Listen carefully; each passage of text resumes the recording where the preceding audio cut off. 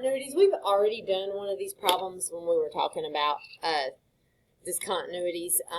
So these types of problems are going to ask us to find a value that will make a function continuous. So most of the time they are some sort of piecewise function, and most of the time they will have a variable here like we see with our k, where you have to find that value. So in this case we have this function is used for everything except for at -2, and then we have a value that's going to be used at -2. So the scenario we're looking at here is kind of like we were looking at the other day when we graphed one of those questions in Desmos. This graph right here is going to look like a line, really, and it's going to have a hole in it.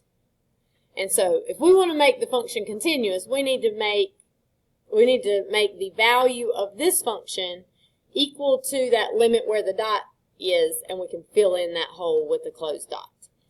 So what we're wanting to do is fill this in with a closed dot, which means for these are some of the more simple ones you're going to come across, because you really just need to know what the value of this limit is and then make k equal to that limit.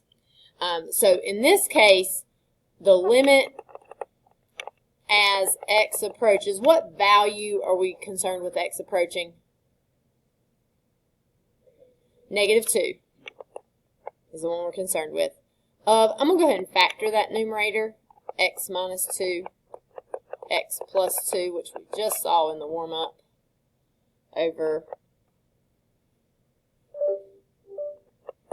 x plus 2. These will cancel. We will just have to plug in -2. -2 minus 2 will give us -4. So that's telling me the y value of that hole is -4. And so if the y value of that hole is -4, then k needs to equal -4.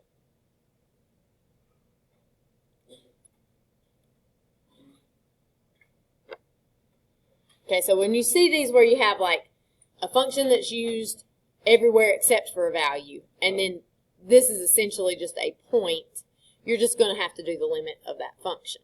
You won't have to do one-sided limits or anything. So try 2 on your own there.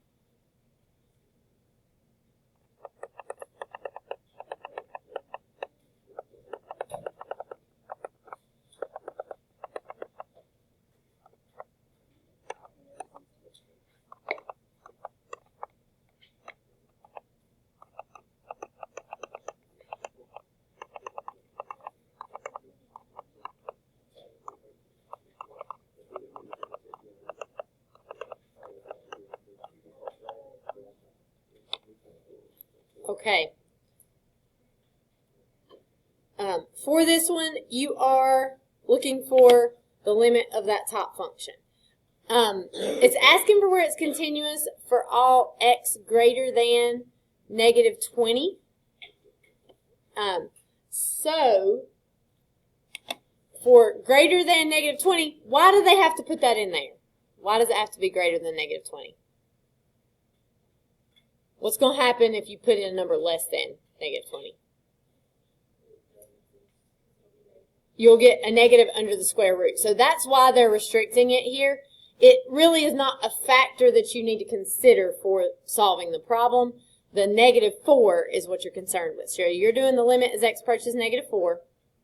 This is a rationalization problem like we saw on the warm-up. It looks a little different because you got the square root of x plus 20, and the 4 is not in the root. But you're going to multiply by square root of x plus 20 plus 4 in top and bottom. When you multiply that together, square root of x plus 20 times square root of x plus 20 is x plus 20. The middle terms cancel, and then -4 times +4 is -16. So that gives you x plus 4, which cancels with the bottom. And so when you plug in -4, you'll get 1/8 for that. So in this, we would say that k should equal 1/8.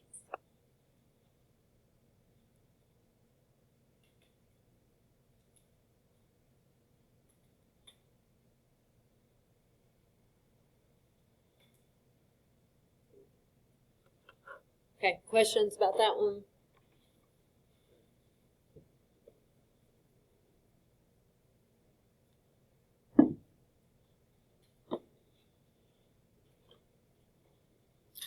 All right.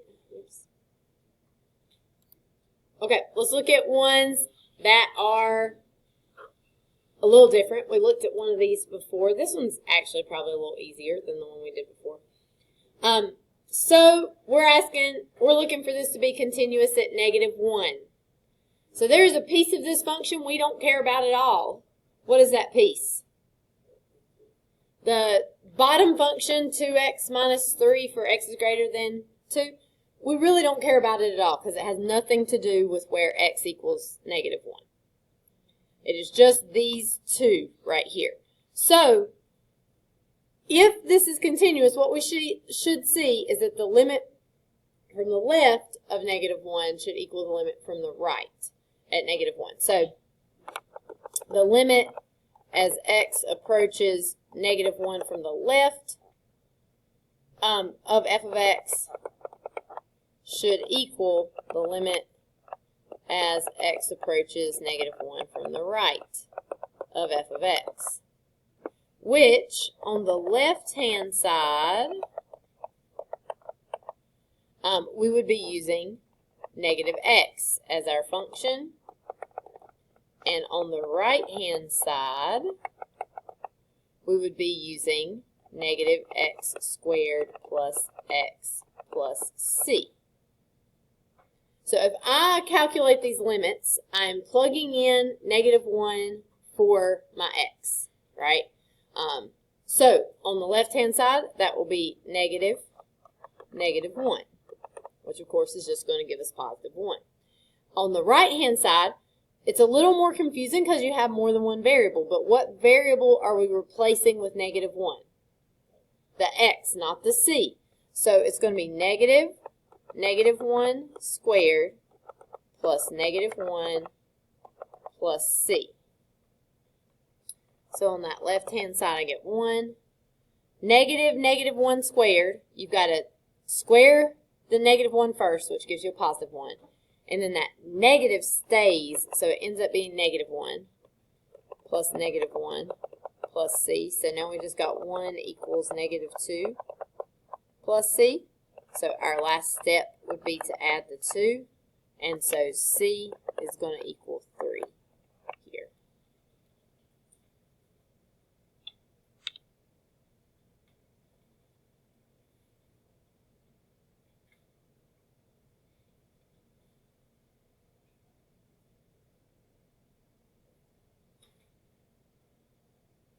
Okay. Questions? Just because they only asked about whether this was continuous at negative, or to make this continuous at -1. So we don't care about 2. If they said continuous at all points, then we'd have more that we would need to consider. But we don't care about 2 here because they only asked us to deal with -1.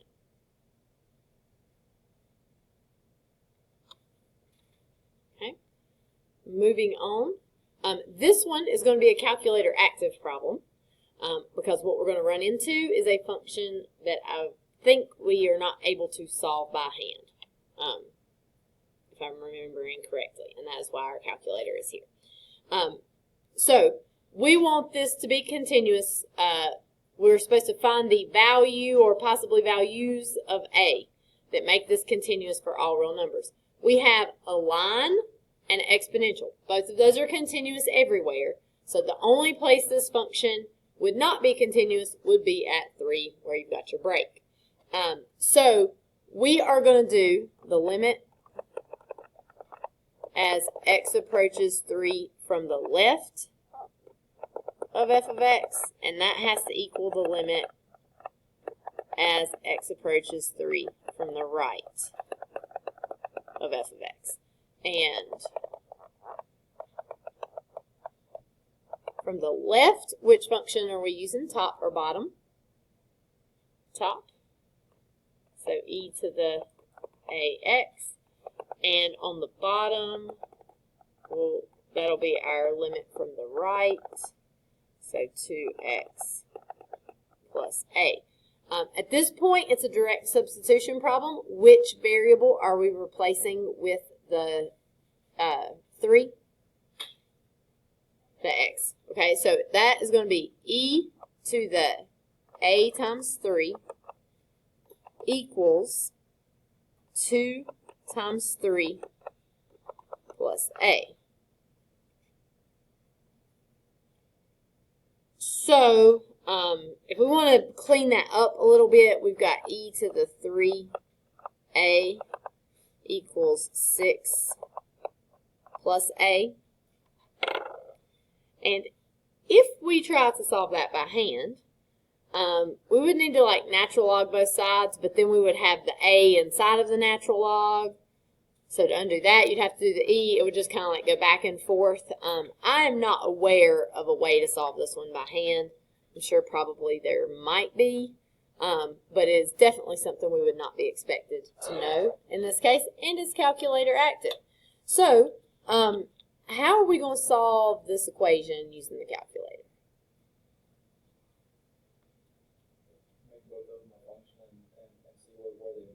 Perfect.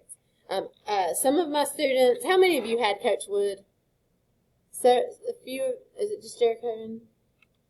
You guys were the only lucky ones that got to have Coach Wood. Coach Wood, he only taught kids to do this sometimes in his regular class. He did not even teach them the right way to solve it. In this case, it's our only option because there's not at least an easy way. So some of my students used to call this the Wood theorem, or the Wood method of solving equations. This is where you do f of x equals on one side, and then do on the other side g of x equals, and then you just see where they cross. I also teach my Math 3 to rely on this pretty heavily, particularly if they are very weak at solving equations. But there will be things where we actually do need to legitimately use this, like they expected us to solve the equation this way, because that is why they made this question calculator active in the first place. So you're just going to put left side f of x equals e to the 3. Use an x instead of an a, because Desmos is going to get confused if you're referring to that as an a. It's going to try to put a slider in there, and that's not what you want.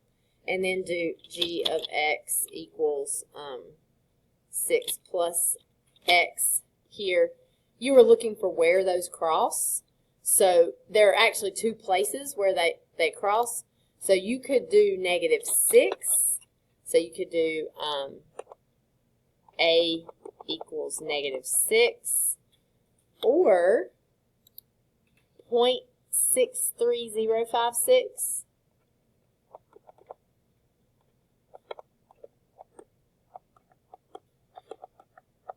For that, so either one of those answers would give you a continuous line. Yes?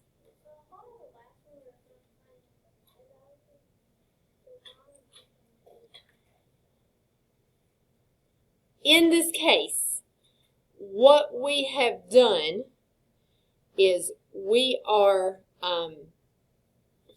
trying to solve this equation e to the 3. I'm using an x instead of an a right here, and the 6 plus x. So you're solving that equation where those two things are equal for the x in that case. So the x coordinate is going to be what you use for that. Although,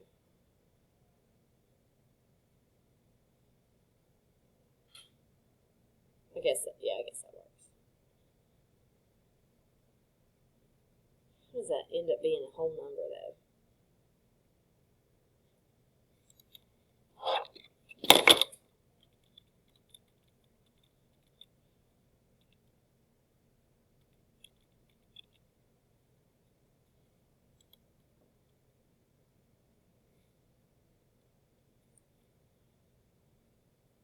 I don't like that -6 answer right there. Even though they have to cross. Oh, you know what I may have done, though? I bet I have. I bet I know what I have done here. It's not actually -6. Because I bet when I clicked on that, I bet that's the, x-intercept of the blue line. I bet it's not where they cross. I wonder if I can zoom in enough to prove that that's the case. I don't know if it'll even let you.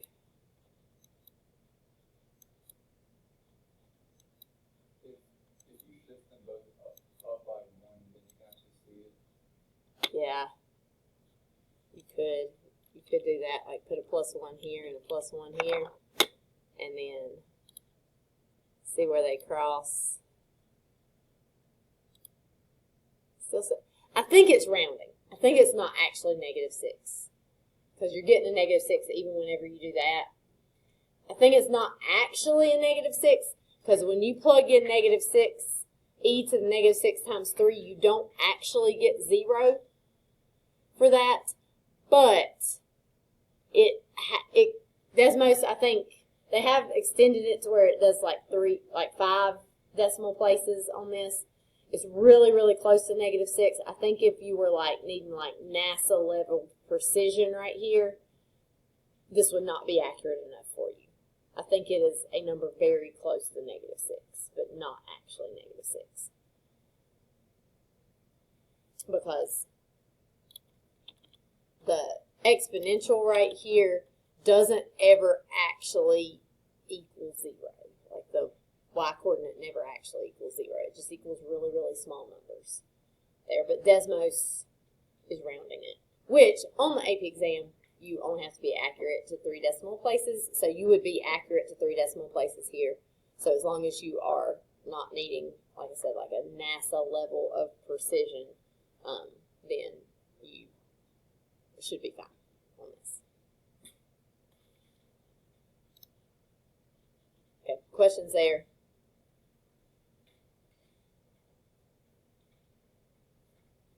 Okay, let's look at this one.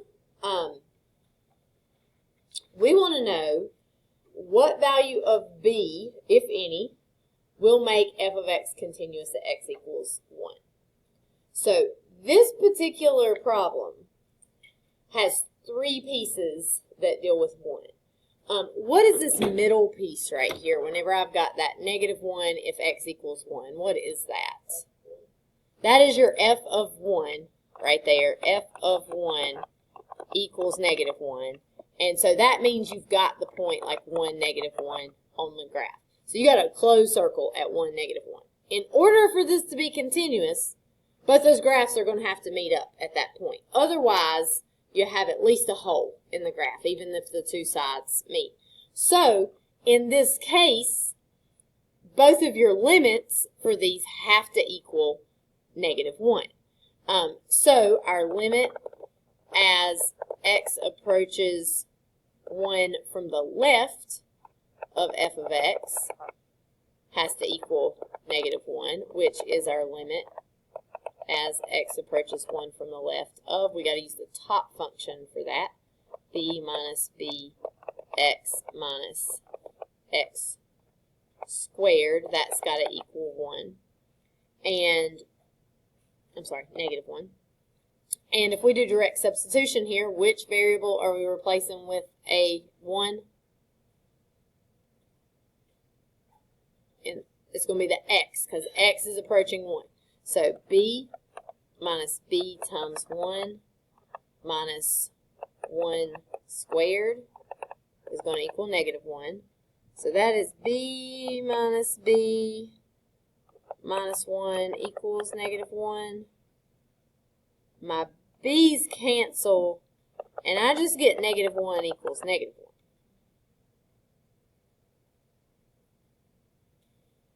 So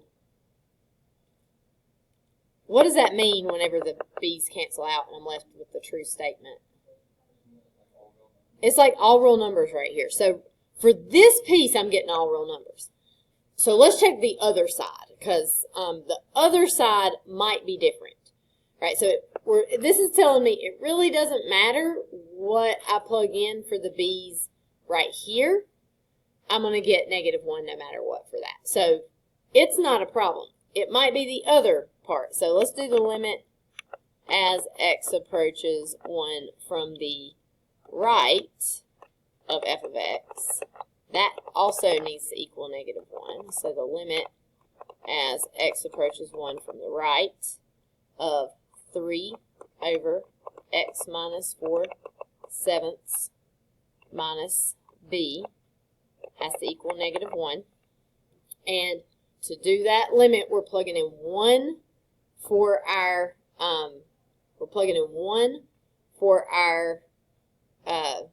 x. So we got 3 over 1 minus 4/7 minus b equals negative 1. 1 minus 4/7 is 3/7. So we got 3 over 3/7 minus b equals negative 1. Dividing fractions is easy as pie. Flip the second and multiply. I'm going to do that over to the side. I've got 3 times 7/3. I could put that 3 over 1 to make it a fraction. The 3's are going to cancel. I'm just going to get 7.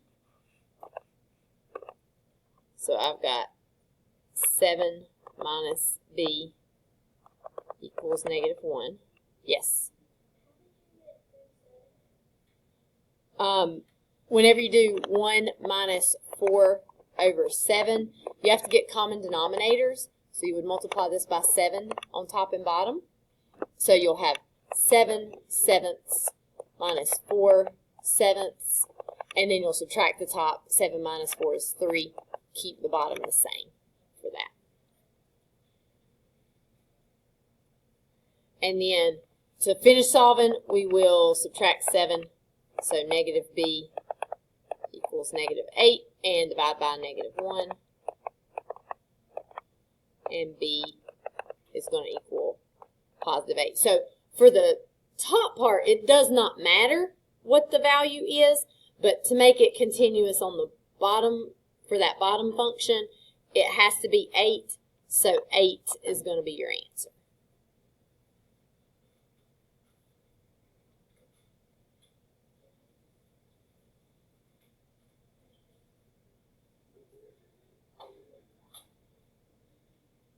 Questions here? All right, we got one more to do. And this last one is going to be sort of like our most difficult scenario that we might run into.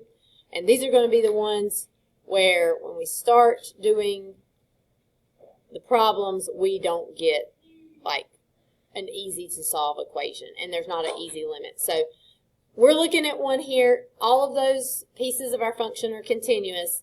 Negative 1 and 3 are our trouble spots. So at negative 1, we have to have the limit as x approaches negative 1 from the left of f of x has to equal the limit as x approaches negative 1 from the right of f of x, which means we're doing the limit as x approaches negative 1 from the left of top equation, ax squared plus 2. And then we got the limit as x approaches negative 1 from the right of the middle equation, bx minus 1. Which variable are we replacing with a negative 1? The x. So it's going to be a times negative 1 squared plus 2 equals b times negative 1 minus 1. And so that gives us negative 1 squared is just 1. So we got a plus 2 equals negative b minus 1. And we could, like, manipulate that a little bit, but are we going to be able to solve that to get a number? We cannot because we have an a and a b. So we're kind of stuck here for a minute. What we're going to have to do now is try looking at 3 instead and see if that gets us anywhere. Yes?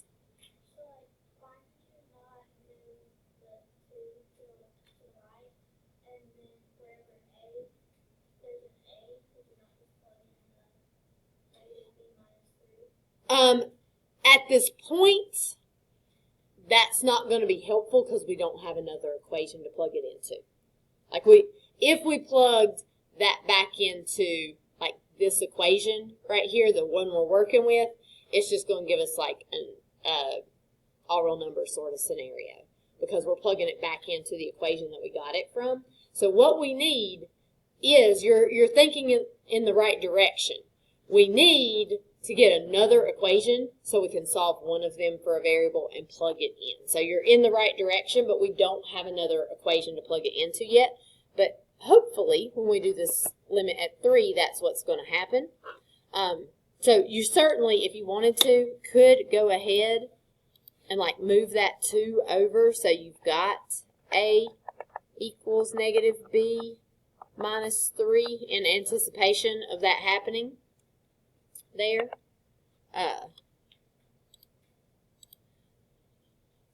But we can't, like, if we take this and plug it back in over here, we'll have negative b minus 3 plus 2, which just gives us negative b minus 1, so it's like equal to itself and doesn't get you anywhere. Why did we not use the third one?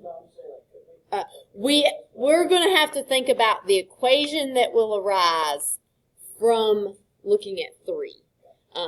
So we wouldn't just like plug it straight into the third equation, but I know the limit as x approaches 3 from the left of f of x has to equal the limit as x approaches 3 from the right of f of x.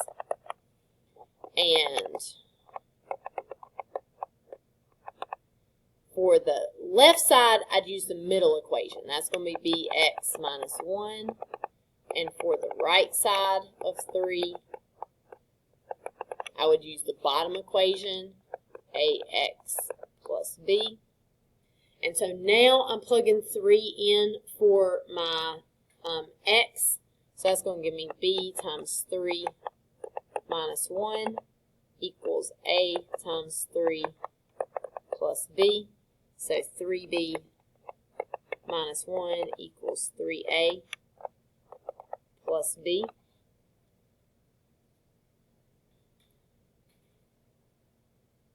And so now we have a second equation. So what Michaela was thinking, where we take this right here and replace our a, is exactly what we want to do in this case.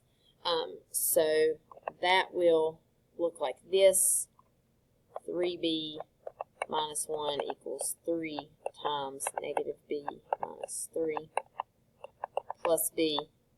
So 3b minus 1 equals negative 3b minus 9 plus b. I'm going to put those b's together there. So I got 3b minus 1 equals negative 2b minus 9. And I'm going to add that 2b. It's alright with you guys if I go ahead and add that 1 over here so I can do that in one step. So 5b equals, those cancel, we get negative 8. So if we divide there, we will get b equals negative 8/5. That is part of what we're looking for. That's going to be part of our answer. What else do we need? We got to find a. The easiest way to find a, you could technically plug it back into either one of these equations, but this equation is already solved for a, so it is your easiest way to find this. So if I say a equals negative 8/5 minus 3, that'll give me my value for a. So that is going to be 8/5.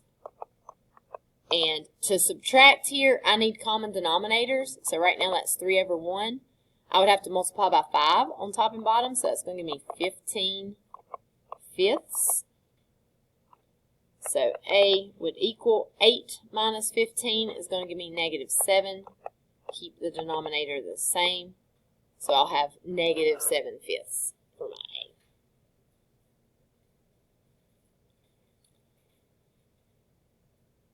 And so those will be your values that will make this continuous.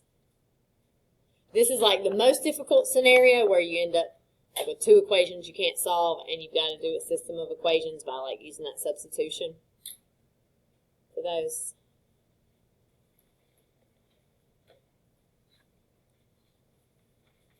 So, I am pretty sure